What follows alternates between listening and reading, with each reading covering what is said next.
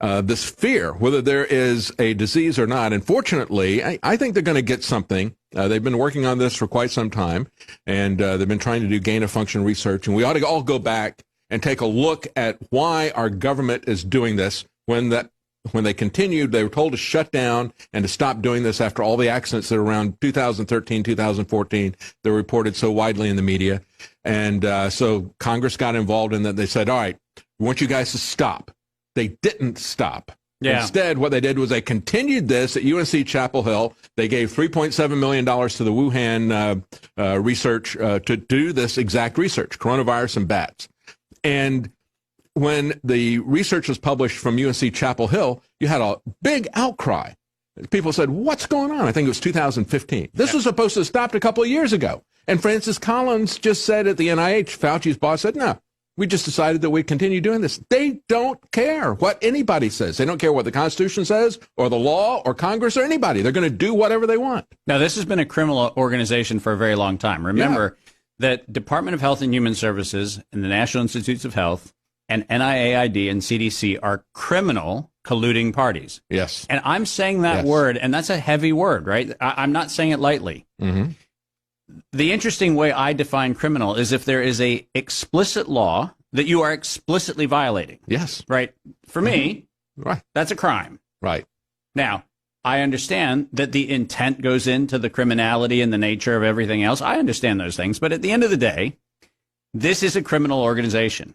Mm-hmm. And it is important to realize that in 2013 and 2014, the University of North Carolina, Chapel Hill had a tiny little problem because they got an ethics committee together to examine whether or not it would be appropriate to create a synthetic mutant strain of the Wuhan Institute of Virology coronavirus. I wish I was making this up, David. Yeah. Right? Yeah. I wish I was telling you something that was my imagination, a bad dream, and I'm going to wake from this bad dream and realize that, oh, I must have read that wrong. But I didn't, because in 2013, 6 miners who were working a cave in China developed all of the symptoms that we now call COVID-19. That was in 2013. Okay? And Ralph Barrick's lab and the University of North Carolina, Chapel Hill Investigation Review Board for their ethics committee got together and said, yes, we think it's ethical, even though NIH had said it's illegal. Yeah. We think it's ethical to take a Chinese pathogen and come up with synthetic mutations of a Chinese pathogen called the Wuhan Institute of Virology coronavirus 1 in 2016. You cannot look at that and say there is anything but criminal intent. Yes. Because the government representing the people of the United States has said that this is unethical. Yes. Right? We have said we're not going to fund it. We have said with that kind of stuff. We have said that this is a line that we cannot cross. Mm-hmm. And what does Fauci do? He writes another check and is proud of the fact that through an alliance between National Institutes of Health, NIAID, and DARPA, we're not talking about $3.7 million laundered through EcoHealth Alliance, because that was money laundering, by the way. Mm-hmm. That's what it is. Mm-hmm. When you actually provide capital to the party who's not the beneficiary of the capital. That's right. Money laundering, right? Wire fraud. How many things can we throw on this thing? They knew they were doing it. And not only did they do it, but they also got $1.7 billion a year of our money, our taxpayer dollars, $1.7 billion a year that was directed through NIAID to deal with bioterrorism and biohazard research. Now, the cool thing about that money is it goes into black holes all over the place. Mm-hmm. Vanderbilt, Emory, right here, University of Texas System gets a lot of that money. There are tons of programs around the country that are getting this money. And the great thing about it is it goes through so many different affiliations that you can't follow it.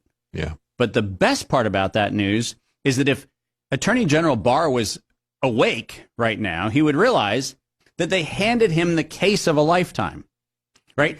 Fauci should have a federal indictment. He should be cuffed on camera. That's he right. should be hauled off. And all this grandfather nonsense. Oh, he's 79. He looks like a grandfather. Grandfathers can't be wrong. You know what? Stalin looked like a grandfather. Yeah. Yeah. And Stalin impacted the lives of 40 million Russians. Guess what Fauci's done? Yes. He has actually destroyed the livelihoods of 60 million Americans. Yes.